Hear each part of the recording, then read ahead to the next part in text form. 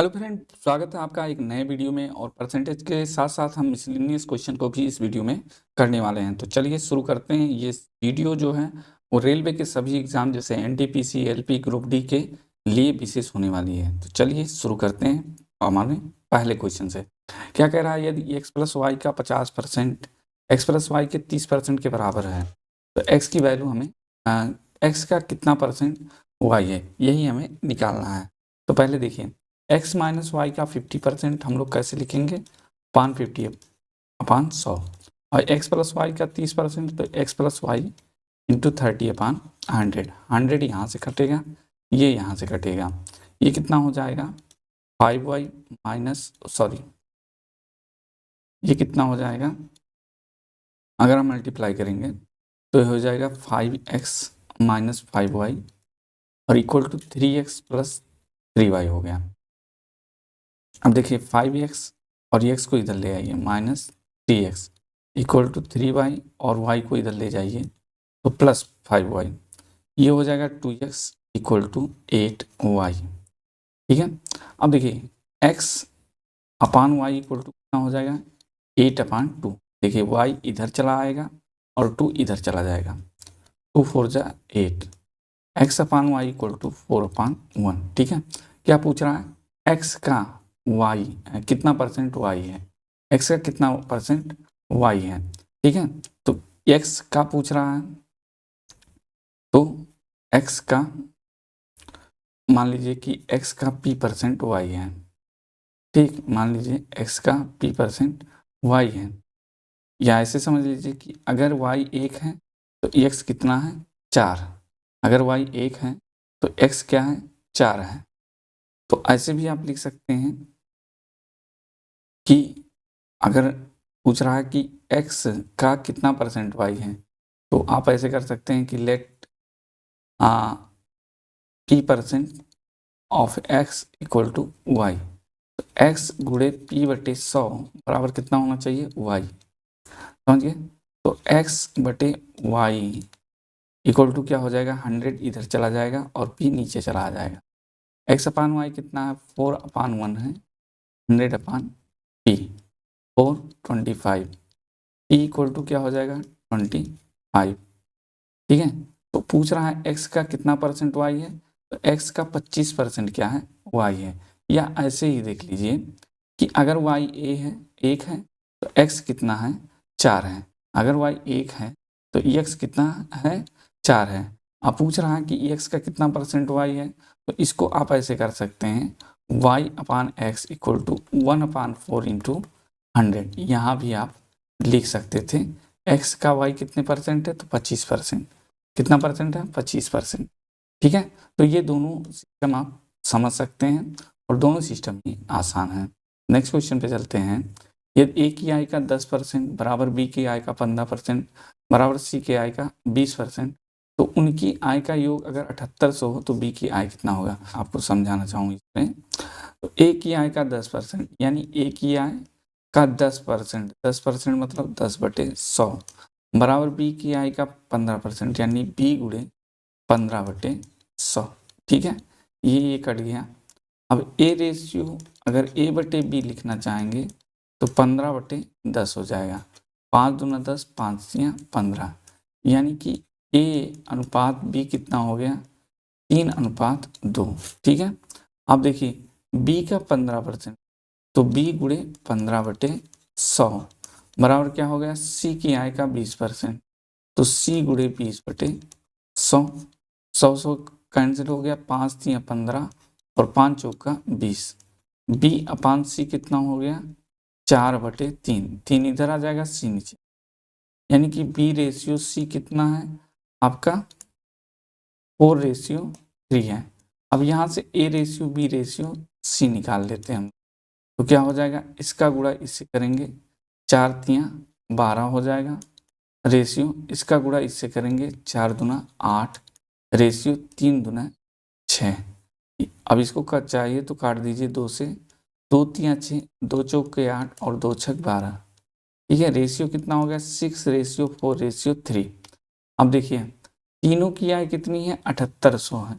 अब इस रेशियो को आप जोड़ लीजिए 6 + 4 + 3 इक्वल टू कितना दिया है 7800, 6 4 10 और 3 13 बराबर 7800, 13 एकम 13, 13 छक 78, 13 छक 78, 6 त्रिक 18 और 6 के 9 6 7, 13 छक 78 600, एक बराबर कितना है 600 के।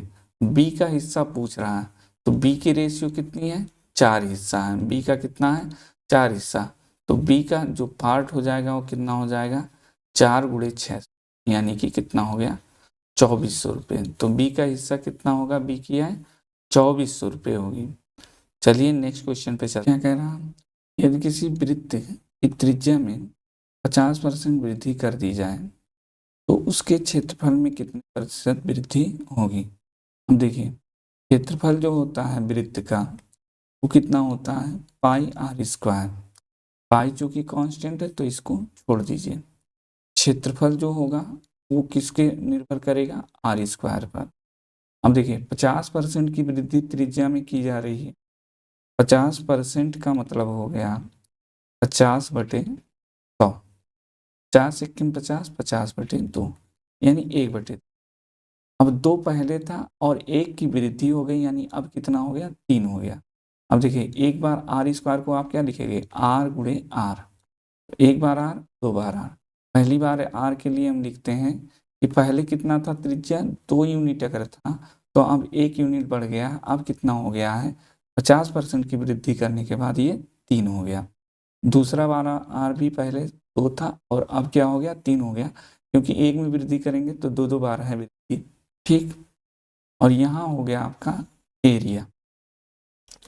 अब एरिया देखिए पहले कितना था, इन दोनों का गुणा करके यहाँ लिखेंगे 4, अब कितना हो गया 9, ठीक 4 और अब हो गया 9।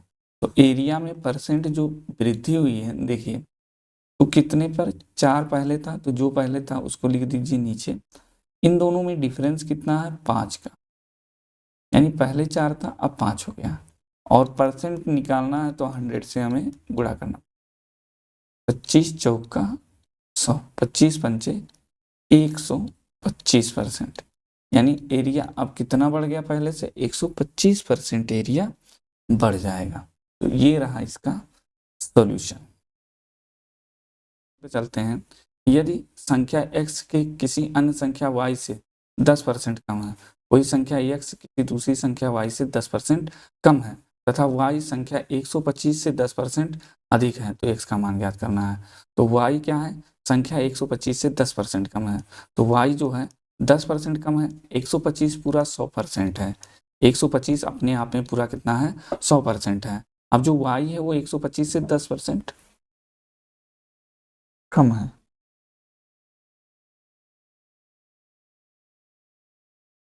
ठीक। जो y है वो 125 से 10% कम है, यानी 125 का कितना परसेंट है 90% है, तो 125 × 90/100, जो y है वो 125 का 90% है। 1 0 1 0 यहाँ से काट दीजिए, 5 दूना 10 और 5 दूना 10 2 12 5 25, इसको काटेंगे तो आएगा 12.5, कितना आ गया 12.5, गुणा कर दीजिए, 9 × 5 = 45, 4 बचेगा, 9 दूना 18, 4 22 के 2 2 बचेगा, 9 के 9 और 2 11, यानी 112.5। y कितना है 112.5। अब x क्या है, किसी संख्या y से 10% कम है, यानी जो अब ये जो 112 है वो अपने आप में क्या है 100%। x क्या है y से 10% कम है, यानी कि x बराबर क्या हो जाएगा y का 90%। कितना y का 90%। y कितना है 112.5 है, इसका क्या निकाल लेंगे हम 90%, 100 से भाग करके परसेंट निकाल लेंगे, 1 0 यहाँ से कट जाएगा और गुणा कर लीजिए, 9 × 5 = 45, 5 4 बचेगा, 9 दूना 18, 4 22 2 2 बचेगा, 9 1 9 और 2 11 के 1 1 बचेगा, 9 1 9 और 1 10, 1 दशमलव पहले से लगा था यहाँ पर बटे 10 था। अब 1 0 से भाग करेंगे तो अंक एक अंक इधर दशमलव आ जाएगा, कितना हो गया 101.25। कितना x की जो वैल्यू है वो 101.25 है, यही आपका सही जवाब हो जाएगा। नेक्स्ट क्वेश्चन पे करते हैं, किसी व्यक्ति के वेतन में पहले 20% की वृद्धि हुई और फिर 20% की कमी की हुई, उसके वेतन में कितनी प्रतिशत कमी हुई। तो देखिए ये सक्सेसिव ऑर्डर है, सक्सेसिव इंक्रीमेंट का। तो मान लीजिए कि पहले कितनी थी सैलरी, उसकी कुछ भी रही होगी। अब ये दोनों पहले 20% बढ़ी और फिर 20% घटी, तो ये दोनों जो बढ़ोतरी और घटोतरी हैं, ये कुल मिलाकर के कितने परसेंट के बढ़ोतरी या घटोतरी के बराबर हैं। तो देखिए ऐसा जब क्वेश्चन आता है तो हम क्या करते हैं बताइए।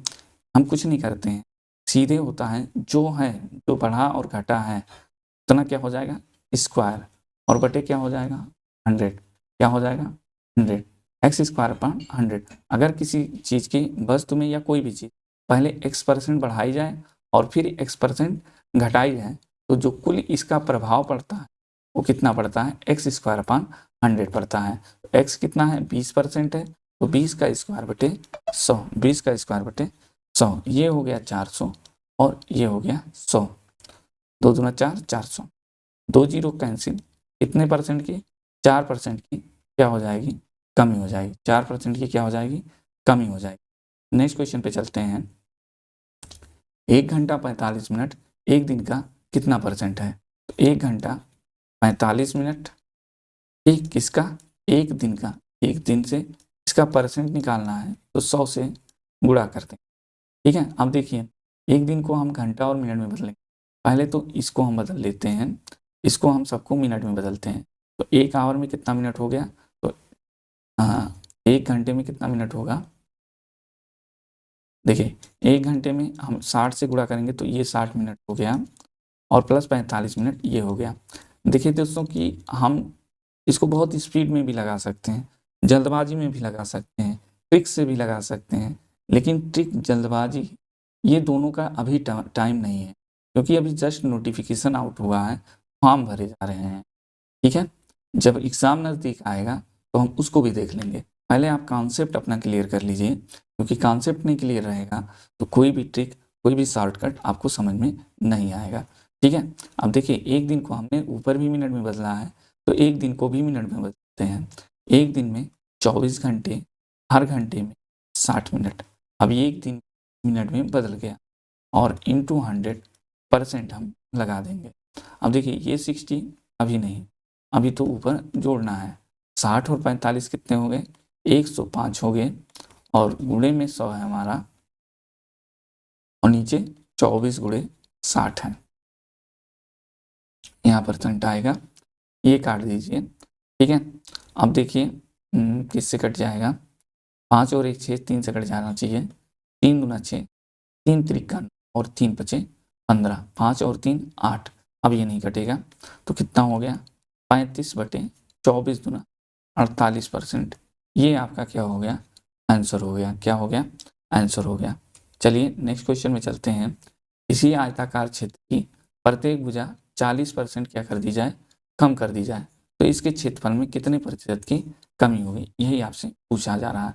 अब देखिए जो आयत का क्षेत्रफल होता है, देखिए जो क्षेत्रफल होता है वो होता है लंबाई गुणे चौड़ाई के। ठीक है, तो प्रत्येक भुजा यानी लंबाई में भी 40% की कम की जाती है और चौड़ाई को भी 40% कम किया जाता है। यानी 40% को अगर हम देखेंगे 40 बटे 100 काट दीजिए, 2 दूना 4, 2 पंचे 10, 2 बटे 5 कमी की जा रही है ना। देखिए ये लंबाई है, ये चौड़ाई है और ये एरिया है। चौड़ाई में 40% कम किया जाता है यानी 5 में 2 कम किया जाता है। पहले हमारी लेंथ कितनी थी 5 और अब इस 2 को कम करके कितना हो गया लेंथ 3। पहले चौड़ाई कितनी थी 5, लेंथ को कम किया गया 40% यानी 2 कम किया गया, अब कितनी बची 3 और इन दोनों का मल्टीप्लाई 5 25 और 3 त्रिका 9, यानी पहले एरिया 25 होता था अब एरिया कितना हो गया 9।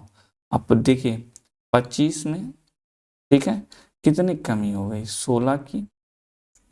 ठीक, जो क्षेत्रफल में कमी है वो कितना है, पहले 25 था और फिर अब कितना हो गया 9, यानी कमी कितने की हुई 16 की, कितने में 25 में, और इंटू आप क्या लगा देंगे 100।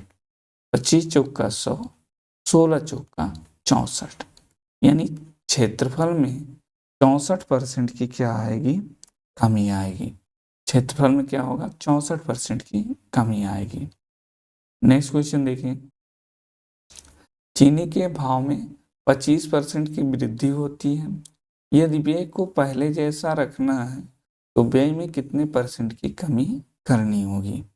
ठीक है, अब देखिए आप जानते हैं अब देखिए मान लीजिए चीनी पहले कितने रुपए किलो था, 100 रुपए किलो। अब भाव में 25% वृद्धि हो गई, यानी अभी 125 रुपए का मिलेगा।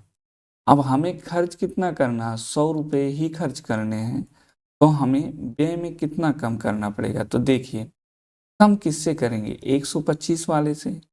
125 को आप नीचे रखिए, कितना कम है, ये डिफरेंस निकालिए, कितने का, 25 का डिफरेंस है, और इनटू आप लगा दीजिए 100। ठीक है, मान लीजिए चीनी का भाव 25% बढ़ गया, तो हमें अगर पहले जितना ही व्यय करना है, खर्चा करना है रुपया, तो हमें अपने कंजप्शन में यानी उपभोग में क्या करना पड़ेगा, कमी करनी पड़ेगी। अब देखिए पहले चीनी मान लीजिए 100 का था, 25% बढ़ेगा तो कितने का हो जाएगा, 125 रुपये का। ठीक, तो हमें 25 रुपया बढ़ा है, लेकिन मात्रा कितनी घटानी है ताकि ये फिर से हमें 100 रुपये पे ही मिले, 100 रुपये ही खर्च हो, तो हमें मात्रा घटानी होगी। कितने परसेंट मात्रा घटानी है, तो देखिए 25, इन दोनों का डिफरेंस ले लीजिए 25 का, और फिर लास्ट प्राइस किस पर घटाना, 100 पे तो घटाएंगे नहीं, क्योंकि अब तो वैल्यू ये है, अब तो मूल्य ये है, 125 से घटाएं और गुणे 100, कितने प्रतिशत की हमें कमी करनी पड़ेगी। तो 25 एकम 25, 25 पंचे 125, 5 एकम 5 और 20 पंचे 100, कितने की कमी करनी है, हमें 20% की कमी करनी होगी। ठीक है, अब देखिए अगला क्वेश्चन। दोस्तों यहीं तक था क्वेश्चन, आज का क्वेश्चन यहीं तक था। मिलते हैं नेक्स्ट वीडियो में, और आप लोग थोड़ा सा मेरा सपोर्ट भी करिए। अगर यहाँ तक देख चुके हैं तो चैनल को सब्सक्राइब कीजिए, वीडियो को आप अपने दोस्तों में शेयर कीजिए। मिलते हैं नेक्स्ट वीडियो में, तब तक के लिए गुड बाय।